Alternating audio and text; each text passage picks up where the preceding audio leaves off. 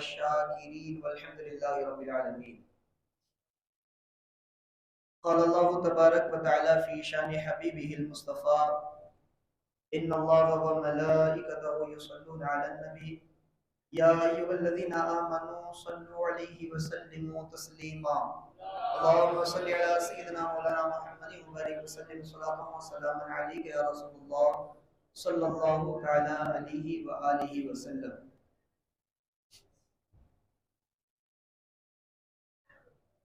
मुअज़्ज़ज़ व मुकर्रम सामईन इज़ाम, सीरत बुजुर्गान दीन और सल्फ़ सालिहीन का ये सिलसिलावार इज्तिमा कई रोज से जारी है और हमने यके बाद दिगरे कई बुजुर्गान दीन और सल्फ़ सालिहीन की सीरत मुबारका की झलकियों से अपने क़ुलूब व अज़हान को मुनव्वर फरमाया। वादे के मुताबिक हज़रत बायज़ीद बस्तामी रहमतुल्लाहि तआला अलैह की सीरत मुबारका, या कह दीजिए कि बस आपकी अजमत और शान में खिराज अकीदत पेश करने के लिए यहाँ मैं हाजिर आया। जैसा कि आप समाअत कर चुके हैं कि रब के वो बरगुज़ीदा बंदे जिनको अल्लाह तबारक व तआला ने अपना कुर्ब अता फरमाया, अपनी बारगाह में एक मकाम खास अता फरमाया, तो फिर वो कुरान मुक़द्दसा की आयत के मुताबिक ला खौफुन अलैहिम वला हुम यहज़नून का मिस्दाक बन जाते हैं। फिर उनकी नज़रों में दुनिया हेज मालूम होती है, फिर उन्हें सिर्फ और सिर्फ खुदा और खुदा की ज़ात और उसकी रज़ा से मतलूब और मकसूद होता है।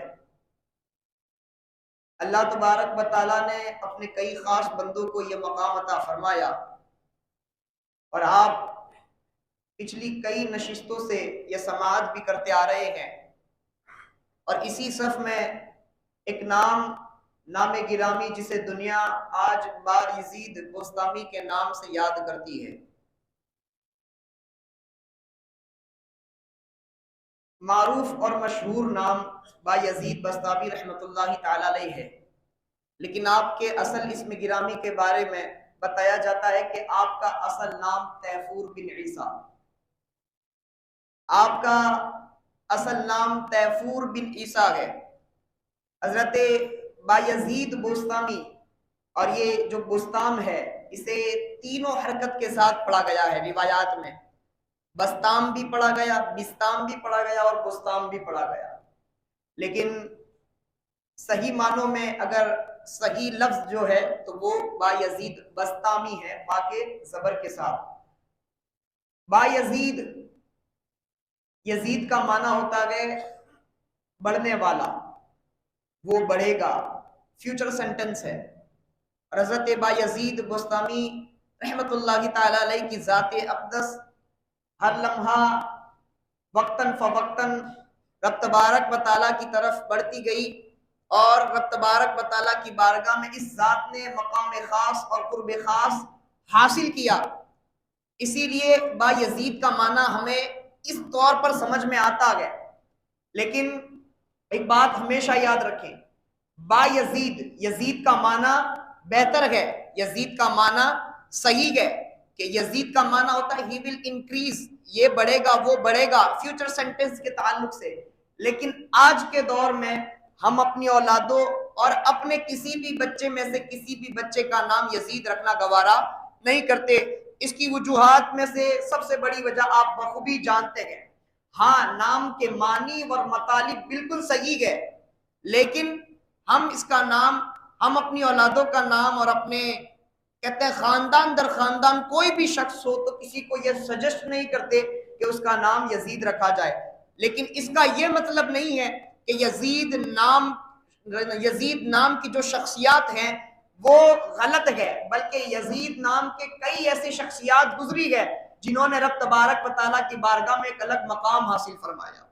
और अगर यही बात हो कि नाम काम से नाम बिगड़ जाए, काम से नाम बिगड़ जाए, यजीद के जिसने करबला में हजरत इमाम हुसैन रज़ी अल्लाह तआला अन्हु की कत्ल में शिरकत की, तो बस उसकी इस हरकत की वजह से आज तक दुनिया इस नाम को गलत समझने लगी, आज तक दुनिया इस नाम से कहते हैं कि नफरत करने लगी।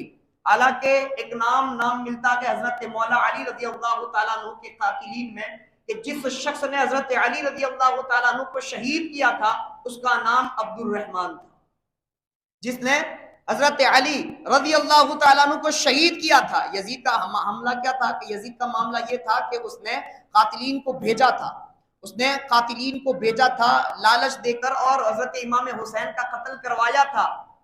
वो बखुद नहीं आया था मैदान में, लेकिन फिर भी उसके नाम से इस कदर की हमें नफरत है।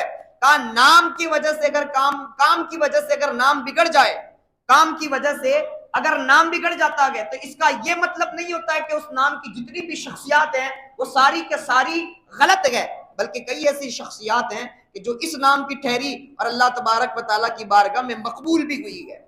अब यह मतलब भी नहीं बनता कि अब्दुल रहमान नामी शख्स ने हजरत अली का कत्ल किया तो कायनात तक आने वाले सारे अब्दुल रहमान गलत हो गए और ये नाम गलत हो गया। हाँ, हमें बुजुर्गान दीन और सल्फ़े सालिहीन ने बताया कि हमारे बुजुर्गान दीन कहते हैं कि जिस नाम की हरकत ऐसे हो, काम ऐसे हो कि जो हमारे मुअज़्ज़ज़ कहते हैं कि जो हमारे सरों का ताज इमाम आली मकाम इमाम हुसैन रज़ी अल्लाह तआला अन्हु का कातिल हो, फिर उसके नाम पर कभी हम ये गवारा नहीं करते कि हम अपनी औलाद का नाम रखें। और इंशाअल्लाहुल अज़ीज़ हम कभी भी अपनी औलाद का नाम इस नाम पर मौसूम, कभी अपनी औलाद को इस नाम से मौसूम नहीं करेंगे। अल्लाह तबारक व तआला हमें सच्ची अकल भी अता फरमाए और सच्ची समझ भी अता फरमाए।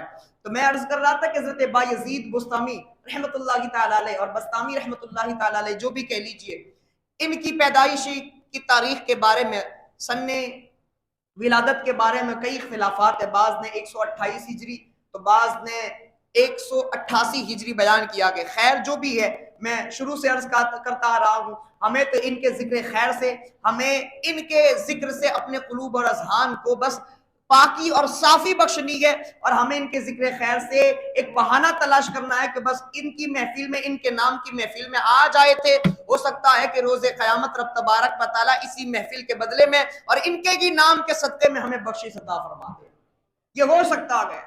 तो हमें ये पॉजिटिव माइंड लेकर बैठना है, कभी भी इख्तिलाफी नजर या इख्तिलाफी माइंड लेकर या अपने अकल के तराजू में फला वली या फला शख्स को फला शख्स के साथ कंपैरिजन करने के लिए बैठना कि फला का मकाम फला से इतना या फला का मकाम फला से उतना।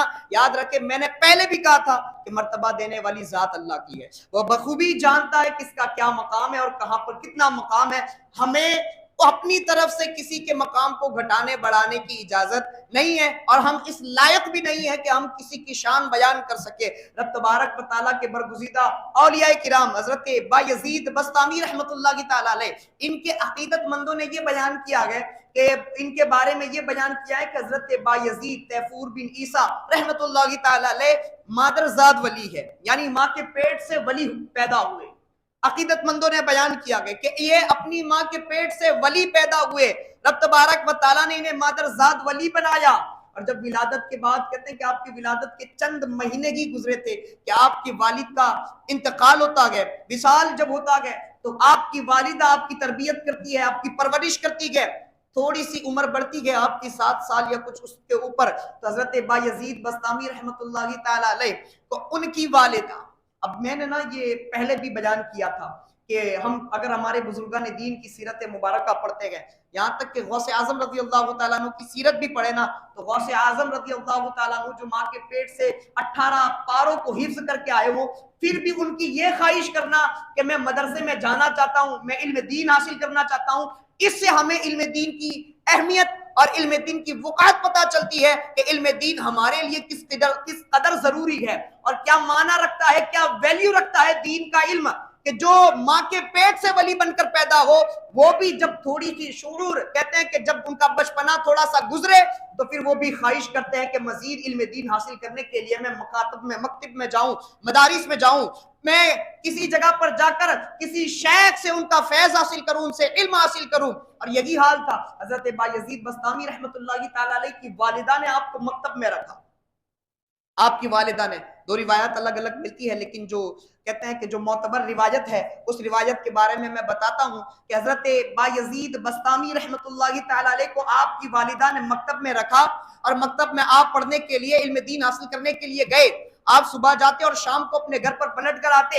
एक मरतबा उस्ताद ने सबक पढ़ाया, कुरान मुकद्दस की आयत पढ़ाकर बताते हैं, रब तबारक व तआला फरमाता है अनिश्कुरली वली वालिदैक, यानी तुम मेरा शुक्र बजा लाओ और अपने वालिदैन का शुक्र बजा लाओ। तुम मेरे कहते हैं कि रब तबारक व तआला की कुरान मुकद्दस में रब तबारक व तआला के इस फरमान की तफसीर जब पढ़ी, उस्ताद ने जब बताया कि इसका मतलब क्या है, इसका मतलब यह है कि तुम रब तबारक व तआला की भी फरमा बरदारी करो और अपने वालिदैन की भी फरमा बरदारी करो। तो जब ये आयत की तफसीर सुनना था, हजरत बायजीद बस्तामी रहमतुल्लाहि तआला अलैह फौरन दौड़ते हुए अपनी माँ के पास जाते हैं, अपनी वालिदा के पास जाकर कहते हैं दौड़ते हुए आते हैं और वालिदा से अर्ज करते हैं, वालिदा मैंने सुना, कुरान मुकद्दस की आयत पढ़कर सुनाते और बताते हैं कि यार रब तबारक व तआला की इबादत करनी है, उसकी फरमा बरदारी करनी है और ऐसे ही हमें माँ बाप की भी फरमा बरदारी करनी है। लेकिन वालिदा मैं दो घर नहीं संभाल सकता, वालिदा मैं दो घर नहीं संभाल सकता, या तो एक काम कर दे, मुझे रब तबारक व तआला की फरमा बरदारी से तू मुझे करके माफ कर दे, मैं सिर्फ तेरा होकर रह जाऊं, या फिर ऐसा कर दे कि तू अपना हक माफ कर दे और मुझे रब तबारक व तआला की बारगाह में वक्फ कर दे, मुझे रब तबारक व तआला की बारगाह में वक्फ कर दे, फिर मुझसे कोई उम्मीद ना हो, फिर मुझसे कोई उम्मीद ना हो, बस मैं रब तबारक व तआला का होकर रह जाऊं, क्योंकि मैं दो लोगों की फरमा बरदारी, या यूं कह दीजिए कि उन्होंने ये कहा था कि मैं दो घर नहीं संभाल सकता, या तो रब का हो जाऊं या तेरा हो जाऊं, या तेरा हो जाऊं या रब का हो जाऊं, दो घर नहीं संभाल सकता। अब वालिदा भी अल्लाह वाली हैं और उस जमाने में कहते हैं ना कि माओ का भी यह हाल हुआ करता था कि जब माँ बच्चा पेट में और तिलावत कुरान करे तो बेटा हाफिज कुरान पैदा होता था। हमारा आजकल की माओं की तरह नहीं था कि बेटा पैदा होते ही डांसर बने, या बेटा पैदा होते ही सिंगर बने, या फहश कहते हैं फहश बोलिया बोलने वाला या फहश कारिया करने वाला बने। आजकल की माओं की तरबियत की तरह पिछली माओं की तरबियतें नहीं थी, बल्कि वो माँ कैसी तरबियत करने वाली थी। आज हमारे यहाँ हाल हमने देखा गया, बल्कि हमारा तो तजर्बा रहता गया, हमारे यहाँ हाल क्या होता गया, मदारिस छोटे मोटे मदारिस चलते गए और उन मदारिसों में भी जुजवी तौर पर, ऐसा नहीं है जुजवी तौर पर टेम्परली बस के बच्चा घर पर परेशान करता है या बच्चा घर पर तंग करता है तो इसे 1-2 घंटे के लिए मदरसे में भेज दिया जाए। ये मेंटलिटी और ये माइंडसेट से आजकल की माएं और आजकल के बाप अपनी औलादों की तरबियत करते हैं और बस इतने तक ही मदरसों की वुकात को महदूद करते हैं। मदरसों की वुकात और मदरसों की मदारिस की तालीम की जो कदर और मंजिलत अपनी औलाद को जो समझानी चाहिए थी, बचपन से माँ बाप ये समझाते हैं कि अगर घर में बेटा परेशान करे या हैरान करे तो उसे मदरसे जाकर छोड़ाया जाए, बस उससे आगे। और जब बेटा इसी माहौल में बड़ा होता है ना तो उसकी निगाहों में इल्म दीन की कोई वुकत नहीं रहती, और जब इल्म दीन की वुकत नहीं रहती तो दीन की बातों की भी वो कभी वुकत नहीं रखता, वो कभी दीन की बातों की कदर नहीं करता। बचपन से उसे बताया गया, पढ़ाया गया, बल्कि बताया ना भी गया, वो बचपन से जिस माहौल में वो पला बढ़ा गया, अब उसके जहन में उसकी मेंटलिटी वही बनती गई, उसका जहन वही बनता गया, तो बस फिर वो क्या होता है कि मदरसों की तालीम को बस वो 2 घंटों की तालीम तक महदूद करके रख देता गया। उसके अलावा वो फिर बड़ा जब होता गया, जवान जब होता गया, तो फिर क्या होता है, जुजवी तौर पर जो जुब्बा लहंगा और टोपी पहनाकर मदरसे भेजा था 2 घंटे, अब जवान होकर वही जुजवी मुसलमान बन जाता है, पार्ट टाइम मुसलमान बन जाता है। कैसा मुसलमान बनता है? पार्ट टाइम, मतलब जब नमाज पढ़नी हो या जुमा ईदैन हो तभी उसके सर पर टोपी आती है और तभी उसके कहते हैं कि उसके बोली में या कह दीजिए कि उसके आदात में कहीं ना कहीं सुधार आता है, सिर्फ जुमा के दिन। अक्सर कहता हूं ना कि जुमा के दिन आप उठाकर देखें मोबाइल फोन और लोगों के व्हाट्सएप स्टेटस तलाश करें, पता चलेगा कि आज इतने बड़े दीनदार थे, आज इतने ज्यादा दीनदार हैं और आज इतने ज्यादा मुसलमान हैं, क्या ये कल उतने ही मुसलमान होंगे? और कल छोड़िए जुमा की नमाज के बाद ही उनका हाल देख लीजिए, कल छोड़िए जुमा की नमाज के बाद ही उनका हाल देख लीजिए। ये हमारा हाल है और यही माहौल है और यही हमारी तरबियत है और यही हमने कौम को पैगाम दिया है, और अगर यही चलता रहा तो हमेशा याद रखे भी पार्ट टाइम में मुसलमान पैदा होंगे। कोई कहता है पार्ट टाइम मुसलमान होंगे, फिर आप भूल जाएं, आप ख्वाहिश करते हैं कि हम में कोई खालिद बिन वलीद हो, फिर आप भूल जाएं कि आप ख्वाहिश करते हैं कि हम में कोई मोहम्मद बिन कासिम हो, हम में कोई सलाहुद्दीन अय्यूबी हो। ये तब होता गया जब माँ नेक और सालिहा हुआ करती है, जब माँ घुट्टी में मुस्तफा जाने रहमत पढ़कर पिलाती गए, जब माँ कुरान पढ़कर सुनाती गए, तब बेटा सलाहुद्दीन अय्यूबी होता है, तब बेटा मोहम्मद बिन कासिम होता है, और तब कहता है बेटा अल्लाह का वली बनता गया। ऐसे ही मकाम और कुर्ब जवार रब तबारक व तआला का हासिल नहीं होता गया। हजरत बायजीद बस्तामी ने अपनी वालिदा से यह अर्जी की कि माँ मैं दो घर नहीं संभाल सकता, या तो मुझे खुदा का हो लेने दे या मुझे तेरा हो लेने दे। तो माँ ने, अल्लाह वाली थी, माँ ने जवाब दिया बेटा मैं अपना सारा हक माफ करती हूँ, जा मैं तुझे खुदा की बारगाह में देती हूँ।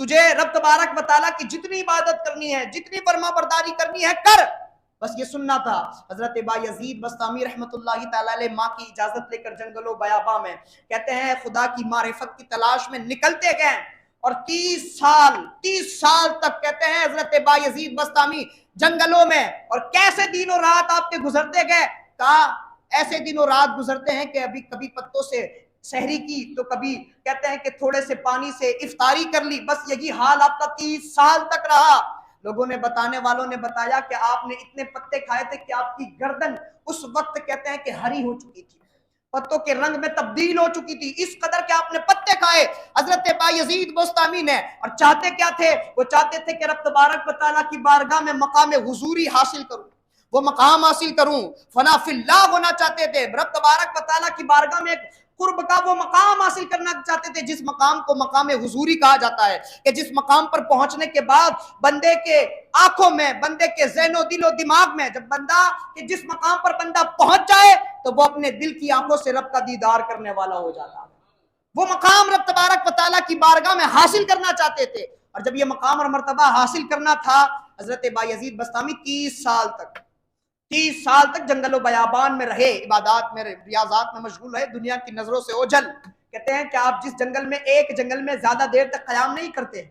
आप कहते थे कि ज्यादा देर तक अगर यहाँ रहा, लोगों को मेरा पता चल जाएगा तो लोग मेरी मुलाकात के लिए आएंगे, मैं लोगों से मिलना नहीं चाहता। कहा कभी इस जंगल तो कभी उस जंगल, कभी इस गार में तो कभी फला गार में। इस तरह आप जगह बदल बदल कर रब तबारक व तआला की इबादत किया करते थे, जगह बदल बदल कर। और बताएं बस्ताम से मक्का मुकर्रमा का पैदल सफर हो भी तो कितना हो सकता है, कितने साल की, 1 या 2 साल की मुसाफत हो सकती है, इतनी तो होगी भी नहीं, ज्यादा से ज्यादा 1 या 1.5 साल की मुसाफत हो सकती है। बस्तान, ईरान में गए। ईरान मक्का कहते हैं सिमनान शहर में एक इलाका है बस्ताम जिसका नाम है, वहीं से हजरत बायजीद बस्तामी है। कहा बस्ताम से मक्का मुकर्रमा का सफर आप अपने जहन से अंदाजा लगा लीजिए, जितना लंबा अंदाजा लगा सकते हैं लगा लीजिए। क्या कि बस्ताम से हजरत बायजीद बस्तामी रहमतुल्लाहि तआला अलैह ने हज के लिए सफर शुरू किया और रब तबारक व तआला की बारगाह में जाना चाहते थे। अब देखे रब तबारक व तआला की बारगाह का अदब और मकाम रब तबारक व तआला की बारगाह का। कभी भी हजरत बायजीद बस्तामी जब मस्जिद में दाखिल होते ना, मस्जिद में, तो आप मस्जिद के दरवाजे पर खड़े हो जाते, और मस्जिद के दरवाजे पर खड़े होकर आप रोना शुरू करते, गिरियावजारी करते, रब तबारक व तआला की बारगाह में हाथ उठाकर रोते। लोग पूछते हैं कि बायजीद अंदर दाखिल होना चाहिए मस्जिद में, आप इस तरह से दरवाजे पर खड़े होकर रोना शुरू कर देते, बात क्या है?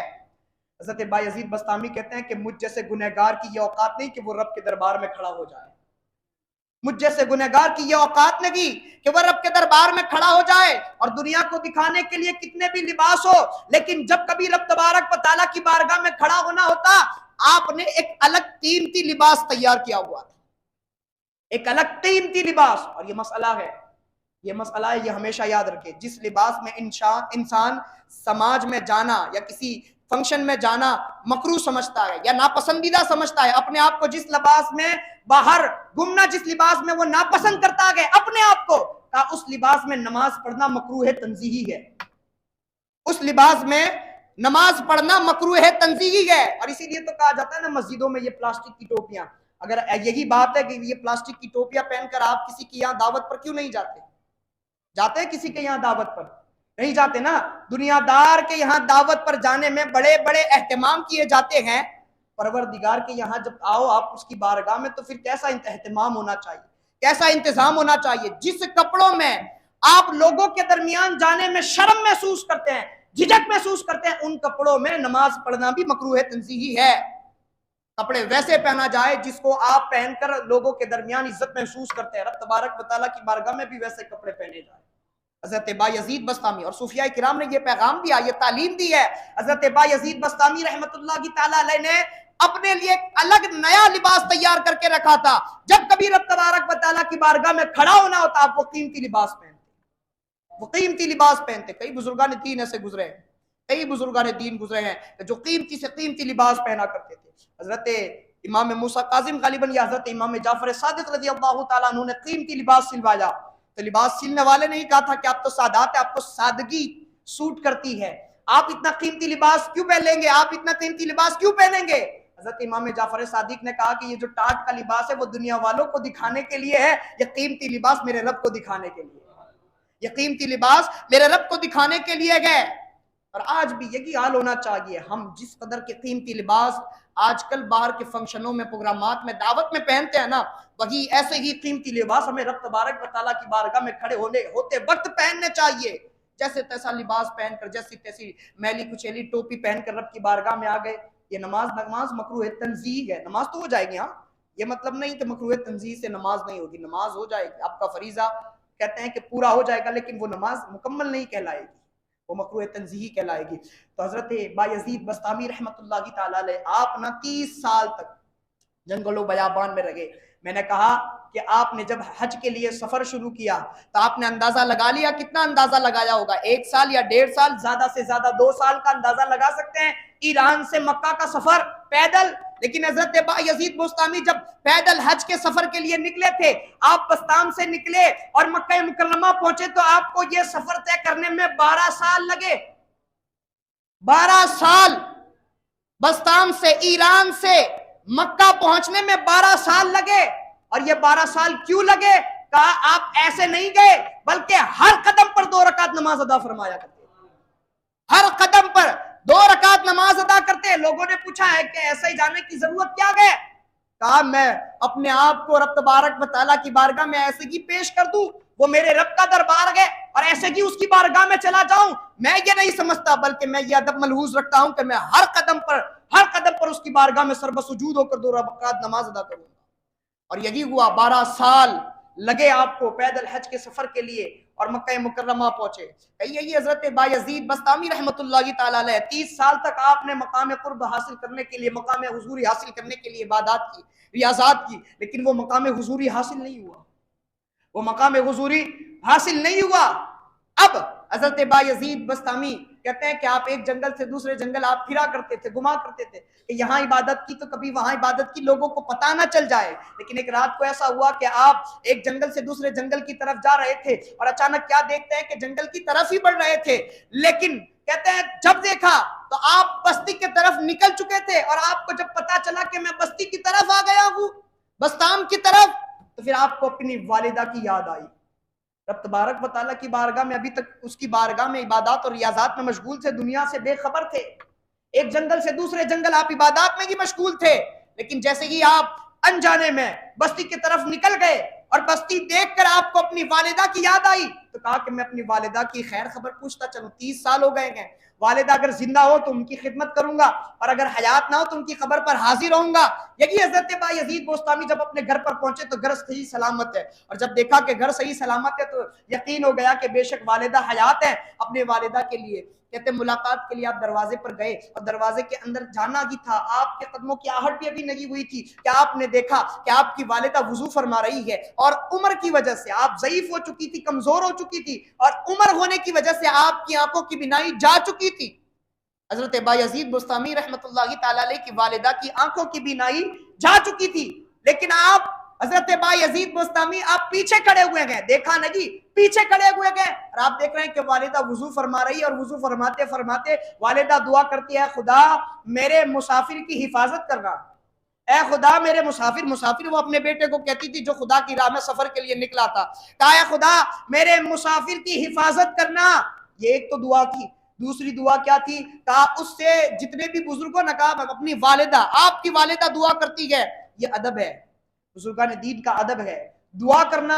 सबसे पहली तो ये दुआ क्या है, मेरे मुसाफिर की तू हिफाजत करना, और दूसरी दुआ ये की कि मेरे मुसाफिर से बुजुर्गों को हमेशा खुश रखना, मेरे मुसाफिर से बुजुर्गों को हमेशा खुश रखना, क्योंकि शेख खुश हो, बुजुर्ग खुश हो, और वो खुश कब होंगे? जब उनका अदब रखा जाएगा, जब उनका अदब मलहूज रखा जाएगा।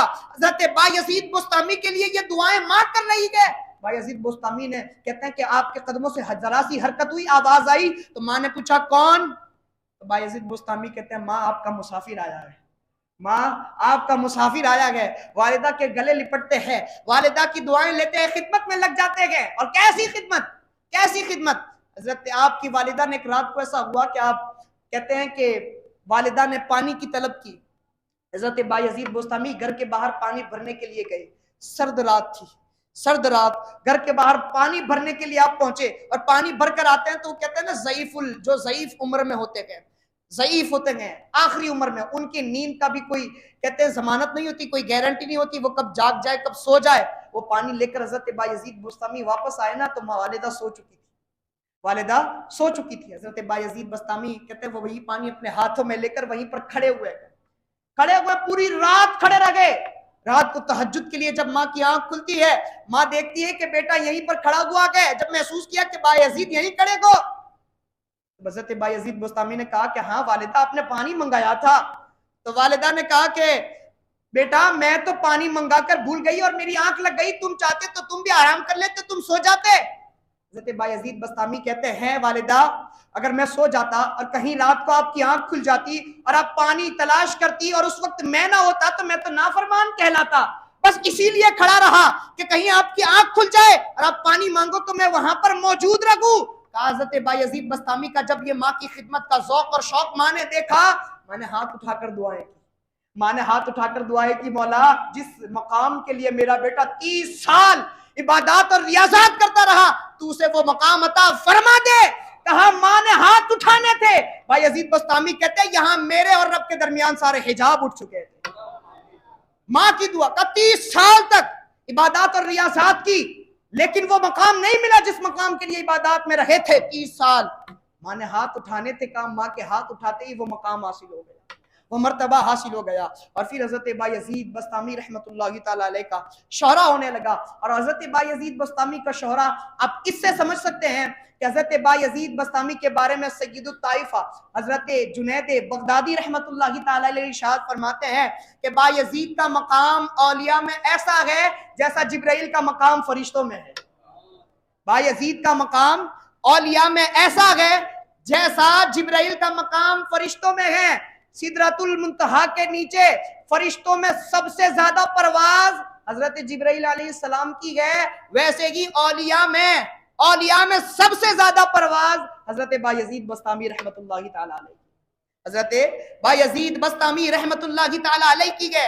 ये कौन कहता है? सय्यदुत ताइफा हजरत जुनैद बगदादी जो गौसे आजम के पीरों के पीर हैं, वो कहते हैं कि बायजीद का मकाम ऐसा है औलिया में जैसा जिब्राइल का मकाम फरिश्तों के दरमियान है। अब आप इससे अंदाजा लगा सकते हैं साहिब करामत। लेकिन एक बात मैंने इससे पहले भी अर्ज की थी कि औलिया किराम बुजुर्गान दीन जो अल्लाह तबारक व तआला का वली है वो कभी करामात दिखाता नहीं। हाँ उनके मामूलात में वो करामात सादिर हो जाती है, लेकिन करामात दिखाना ये कभी नहीं होता है, बल्कि जो करामात दिखाता है या जो ये करतब करता रहता है वो कभी अल्लाह का वली नहीं हो सकता है। बल्कि करामत के बारे में हजरत बायजीद बुस्तामी रहमतुल्लाहि तआला अलैह खुद ने एक बेहतरीन बात इरशाद फरमाई। कहा करामत कहते किसे है? जब ये तारीफ आपने बड़ी तारीफात सुनी होगी कि जो औलिया अल्लाह से खिलाफुल अकल कोई बात सादिर हो तो उसे करामत कहते हैं, लेकिन आसान लफ्जों में हजरत बायजीद बुस्तामी ने कैसे समझाई? हजरत बायजीद बुस्तामी कहते हैं करामत ये नहीं कि इंसान पानी पर चले, करामत ये नहीं कि इंसान पानी पर चले, क्योंकि पानी पर तो लकड़ी का टुकड़ा भी तैर जाता है, पानी पर लकड़ी का टुकड़ा भी तैर जाता है, ये करामत नहीं। और करामत ये भी नहीं कि इंसान हवा में उड़े, क्योंकि हवा में तो परिंदे भी उड़ते हैं। तो कहा कि फिर हजरत बायजीद बुस्तामी से अर्ज की कि फिर करामत है क्या, आप बताएं सही। कहा करामत ये है कि इंसान का दिल उस रब तबारक व तआला की मोहब्बत के अलावा किसी और चीज से मोहब्बत ना करे, ये सबसे बड़ी करामत। इंसान का दिल, जिस इंसान का दिल रब से मोहब्बत करे और उसके अलावा किसी से मोहब्बत ना करे, ये सबसे बड़ी करामत है। और यही करामत है। और हजरत बायजीद बुस्तामी रहमतुल्लाहि तआला अलैह से भी करामात का सुदूर हुआ, कई करामात का सुदूर हुआ। एक मरतबा आप अपने पैरों को कहते हैं कि आगे फैलाकर बैठे हुए थे, आप बैठे तो आपका खादिम भी आपके सामने पैर फैलाकर बैठ गया। और ये बेअदबी है। बुजुर्गों का मकाम जो है उनके मकाम का अदब करना चाहिए। उनके सामने, कहते हैं कि हमें तो निगाहें झुकी होनी चाहिए, हमें तो बुजुर्गान दीन ने सिखाया है कि आलिमों की मजलिस में जुबान और औलिया की मजलिस में दिल संभाल कर बैठना चाहिए। औलिया की मजलिस में दिल और आलिमों की मजलिस में जुबान संभाल कर बैठना चाहिए। वो खादिम जब आपकी तरह पैर फैलाकर बैठ गया तो हजरत बायजीद बोस्तामी ने अपने पैर समेट लिए, लेकिन खादिम जब समेटना चाह रहा था तो वो समेट नहीं पा रहा था, उसके पैर वैसे के वैसे रह गए। यह हजरत बायजीद बोस्तामी कई करामात का सुदूर हुआ। आपने एक मरतबा चल जा रहे थे तो एक बुढ़िया ने आपको बुलाया, हजरत बायजीद बस्तामी रहमतुल्लाहि तआला अलैह को बुढ़िया बुलाकर कहती है कि ए शख्स, ये मेरे लकड़ियों का जो बोझ है ये लेकर मेरे घर तक मुझे छोड़ दे, मेरे घर तक मुझे छोड़ दे। हजरत बायजीद बोस्तामी ने वो लकड़ियों का बोझ देखा तो एक शेर जा रहा था, उस शेर को आवाज दी, इधर आ। शेर आया, शेर की कमर पर वो लकड़ियां रखी, कहा कि जा इसको इसके लकड़ियों समेत इसके घर छोड़ा। हजरत बायजीद बोस्तामी ने ये कहा, लेकिन बुढ़िया भी पुरस्रार थी, वो बुढ़िया भी पुरस्रार थी। फिर हजरत बायजीद बोस्तामी ने उस बुढ़िया से कहा ना कि लोग पूछेंगे तो सही ना कि शेर तेरी बात कैसे मानता हो गया और तेरा बोझ उठाकर तेरे घर तक कैसे आया, क्या जवाब देगी? तो बुढ़िया कहती है मैं जवाब दूंगी कि एक बदनुमा जालिम ने यह काम किया है, एक बदनुमा जालिम ने यह काम किया गया। हजरत बायजीद बोस्तामी हैरान होकर कहते हैं कि तू मुझे जालिम कहती है, मैंने तेरी मदद की और तू मुझे जालिम कहती है? कहा हाँ। हजरत बायजीद कहते हैं कि फिर मैं जालिम कैसे हुआ, बता तो सकी। रब तबारक व तआला ने तुझे खिदमत पर मामूर किया है, तुझे खिदमत के लिए बनाया है और तुझे मेरी खिदमत करनी चाहिए थी और तूने अपनी खिदमत का बोझ किसी जानवर पर डाल दिया, इसीलिए मैंने तुझे जालिम कहा। हजरत बायजीद बोस्तामी ने फिर उससे बोझ हटा लिया, उस शेर से बोझ को हटा लिया। यही हजरत बायजीद, हालांकि मकाम और मर्तबा आपका क्या है। हजरत बायजीद बोस्तामी जब कहते हैं कि आप दरियाए फुरात के किनारे गए, समंदर में ना, समंदर में हमेशा मौजें आती रहती है, लेकिन दरिया कभी, कहते हैं रेयर केस में दरिया मौजे मारता है, वरना दरिया कभी मौजे नहीं मारता। हजरत बायजीद बस्तामी जब दरिया के किनारे, दरिया फुरात के किनारे गए, समंदर दरिया उस वक्त आपके इस्तकबाल में मौजे मारने लगा, हवाओं में पानी उड़ने लगा। हजरत बायजीद बस्तामी ने कहा कि रुक जा, रुक जा, तू मेरा इस्तकबाल मत कर, कहीं ऐसा ना हो कि तेरे इस्तकबाल की वजह से मेरे दिल में गुरूर आए और मेरी जिंदगी की तमाम इबादत बेकार हो जाए। मैं करामत का नहीं बल्कि मैं उसके करम का तालिब हूं, मैं करामत का नहीं बल्कि उस करीम की करम का तालिब हूं। और यही हजरत बायजीद बोस्तामी का पैगाम रहा है। करामत ये नहीं कि पानी पर चला जाए, करामत ये नहीं कि हवा में उड़ा जाए, करामत ये है कि इंसान का दिल रब के अलावा किसी और चीज से मोहब्बत ना करे, यही करामत है, यही करामत है। और साहिब करामत होने के साथ साथ साहिब अखलाक। और याद रखे, जो भी सूफी है, जो भी अल्लाह का वली है, वो पहले अदब वाला होता है, पहले इल्म वाला होता है, फिर रब तबारक व तआला उससे कोई मकाम अता फरमाता है, फिर रब तबारक व तआला उससे मकाम विलायत अता फरमाता है।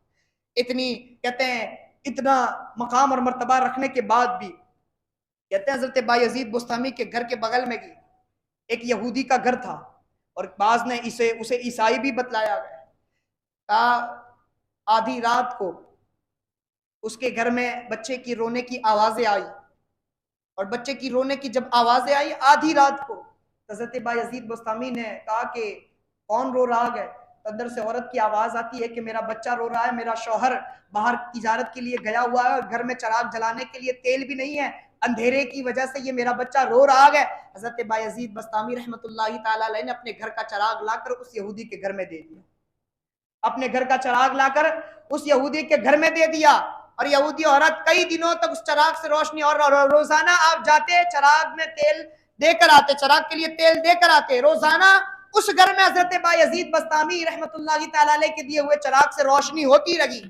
जब वो यहूदी तिजारत से वापस लौटा ना, और वापस लौटता है तो उसकी बीवी उससे कहती है तुम्हें मालूम है तुम तो चले गए, घर में चराग जलाने के लिए तेल तक नहीं था, पड़ोस में रहने वाला वो फकीर, वो दरवेश रोजाना आता, चराग देकर जाता, चराग में डालने के लिए तेल देकर जाता, रोजाना कई दिनों से उसके दिए हुए चराग से हमारे घर में रोशनी हो रही है। तो वो यहूदी फौरन दौड़ता हुआ जाता है हजरत बायजीद बस्तामी के घर में और जाकर अर्ज करता है, ए अल्लाह के बंदे, कहा कि ऐसा कैसे हो सकता है कि जिस घर में तुम्हारे चराग से रोशनी हो फिर वो घर कभी अंधेरे में जाए, अब हमारे दिल के अंधेरे को दूर कर दीजिए और हमें भी ईमान की दौलत अता फरमा दीजिए। जिस घर में आपके चराग की रोशनी आ जाए फिर उस घर में कभी कुफ्र का अंधेरा कैसे आ सकता है? कहा वो यहूदी आपके अखलाक देखकर, आपके आदात और अतवार देखकर, आपकी कहते हैं कि ये आजिज़ी और इनकिसारी देखकर कलमा पढ़कर मुशर्रफ ब इस्लाम हो गया। यही हजरत बायजीद बस्तामी रहमतुल्लाहि ताला अलैह है। आपके आखिरी अय्याम में, और आपके आखिरी अय्याम में सन हिजरी 261 गालिबन बताया जाता है आपका तारीख विसाल 15 शव्वाल जुमा का दिन, और सन हिजरी 261 में हजरत बायजीद बस्तामी रहमतुल्लाहि ताला अलैह का तारीख विसाल बताया गया। और जब आपके आखिरी अय्याम आए, तो रिवायात में आता है कि हजरत बायजीद बस्तामी आखिरी अय्याम में भी अल्लाहू अल्लाहू अल्लाहू की सदाएं बुलंद कर रहे थे, और यही सदाएं बुलंद करते करते करते रब तबारक व तआला ने आपकी रूह को कब्ज करवा दिया। कहा है यही मकाम और मर्तबा हासिल हुआ हजरत बायजीद बस्तामी को। और जब मैंने ये सर्च किया और ये रिसर्च की कि हजरत बायजीद बस्तामी रहमतुल्लाहि ताला अलैह का मज़ार अक़दस कहाँ है, तो यकीनन बस्ताम में ही होगा, लेकिन मुझे ये बात पता चली कि हजरत बायजीद बस्तामी रहमतुल्लाहि ताला अलैह के मज़ार अक़दस के बारे में ये बताया जाता है कि आपके 2 मज़ार हैं, आपके 2 मज़ार हैं। रिवायात अगरचे किताबों में नहीं मिलती, लेकिन आज भी वो दूसरे मज़ार के बारे में भी बताया जाता है। लोग वहां पर हाजिरी भी देते हैं और अकीदतमंद लोग पहुंचते भी हैं। हजरत बायजीद बस्तामी रहमतुल्लाहि ताला अलैह के मज़ार के ताल्लुक से बताया गया कि आपके 2 मज़ार हैं, एक मज़ार बांग्लादेश में, और वो मज़ार के ताल्लुक से कहते हैं कि वहां पर आपका जसद अक़दस मौजूद नहीं है, आपका जसद अक़दस मौजूद नहीं है, बल्कि आप बांग्लादेश में कहीं पहुंचे और वहां पर पहुंचकर आपने चिल्ला कशी फरमाई, और जब आप वहां से जाने लगे तो आपके मुरीदीन, आपसे मोहब्बत करने वाले, आपके अकीदतमंद वहां पहुंचे और आपको जाने से मना कर दिया कि आप यहां से तशरीफ ना ले जाए, हमें आपसे दिल लग चुका है, हम आपको कहीं जाने नहीं देंगे। हजरत बायजीद बस्तामी कहते हैं कि काम करें, अगर मुझे जाने देना है तो काम करता हूं मैं। आपने अपने हाथ की आखिरी उंगली से खून निकाला और खून के कुछ कतरात आपने वहां पर रखे और कहा यहीं पर यहीं पर कहा कि मेरा मज़ार बना दो और तुम यहीं पर हाजिरी देना। आज भी बांग्लादेश में चित्तागांग में वो मज़ार अक़दस मौजूद है, जहां पर कई लोग वहां पर हाजिरी देते गए और अपनी अकीदत का इजहार करते गए। लेकिन आपके असल मज़ार के बारे में, और ये बताया ना जो दूसरा मज़ार मैंने बताया कि इसके ताल्लुक से किताबों में कहीं रिवायत नहीं मिलती है, लेकिन हाँ सदियों से ये बात मशहूर भी है और बुजुर्गों से सुना जा रहा है कि हजरत बायजीद बस्तामी रहमतुल्लाहि ताला अलैह ने वहां पर उस जगह पर चिल्ला कशी फरमाई थी, और अपने जाते जाते आपने ये दिया था कि मेरा खून जहां पर गिरा वहीं पर मेरा मज़ार बना दो और मेरी अकीदत में यहाँ पर हाजिर आना। हजरत बायजीद बस्तामी का असल मज़ार कहते हैं वही ईरान के शहर सिमनान कस्बा बस्ताम में है, और आज भी वो कहते हैं कि लोगों के लिए मरजए फैज बना गए, मरकज़े फैज बना गए, और वहीं पर कई लोग बुजुर्गान दीन भी हाजिर होते हैं और कई लोग हाजिर होते हैं हजरत बायजीद बस्तामी रहमतुल्लाहि ताला अलैह के मज़ार अक़दस पर, और आप हाजिर होकर कहते हैं कि कई कसब फैज करते हैं, उनसे फैज हासिल करते हैं उनके मज़ार अक़दस से, और इतनी अकीदत है। और याद रखें हजरत बायजीद बस्तामी रहमतुल्लाहि ताला अलैह खुद कहते हैं मैं 90 साल तक तौहीद के समंदर में गर्क रहा, यानी सिर्फ अल्लाहू अल्लाहू की सदा में रहा। 90 साल तक मैं तौहीद की सदा, तौहीद के समंदर में गर्क रहा, और उसके बाद 4000 मर्तबों के ऊपर मुझे रब तबारक व तआला ने 4000 मरातिब हासिल अता फरमाए। 4000 मर्तबों की मंजिल तय कर जब मैं पहुंचा इतनी बुलंदी पर, तो मेरे जहन में ख्याल आया कि मैं जहां इतनी बुलंदी पर हूं वहां पर कोई पहुंच नहीं सकता, या वहां से ऊपर कोई होगा नहीं।